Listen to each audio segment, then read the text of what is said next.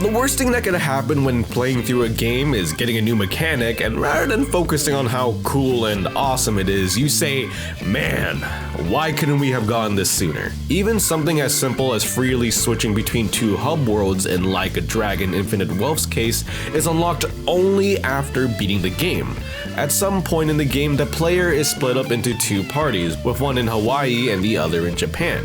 Which party they control is alternated between chapters until the aforementioned post-game. While there's nothing wrong with the system, as it's similar to Kiryu and Majima's story in Yakuza 0, the game doesn't tell you that you're not in danger of missing out on bonus content or sub-stories. So it feels like you're in a rush of doing as much as you can as either party, because who knows when you won't be able to go back.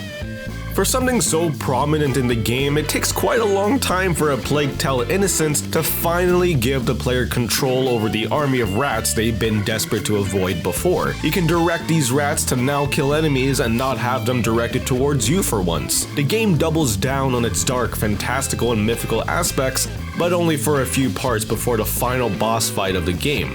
And I understand why, as someone who beat the game. It is primarily focused on stealth. To be given this mechanic sooner kinda defeats the whole purpose of having to hide, but at least let us enjoy it when you do give it to us. The rule of cool also applies to this list, so it's very unfortunate that flying mounts are introduced very late into Horizon Forbidden West. Even teased in one of the game's earlier trailers, flying mounts allow Aloy to glide through the air while also doing battle.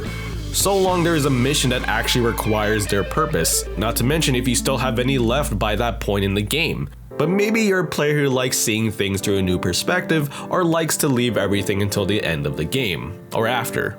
Days Gone promised hordes of zombies. Did it deliver? Yes, kind of, not exactly sure. Early trailers for the game, as well as its promotional material as a whole, showcased Deacon facing off huge crowds of zombies with nothing but the player's resourcefulness and wit. So it's fair to assume that these encounters would be the norm. But they aren't. It'll take the average player about 20 to 30 hours in the game to see their first one. The gravity gun is obviously given to Gordon Freeman early in Half-Life 2, however, its upgrade is obtained much later. From flinging and throwing items to flinging and throwing even larger items, you hardly get enough time to enjoy its potential. In fact, there's even mods and a guide for using the command console to cheat in the upgrade from the get-go. Yeah, it's that fun.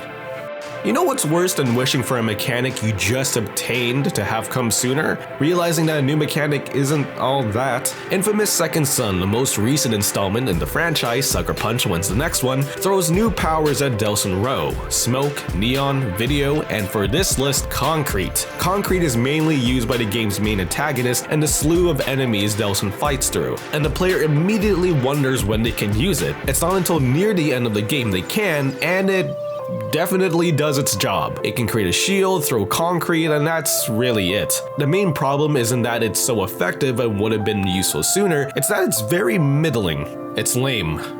Check out the original article in the link in the description, and for more gaming guides, news, and reviews, check out thegamer.com. Thanks for watching.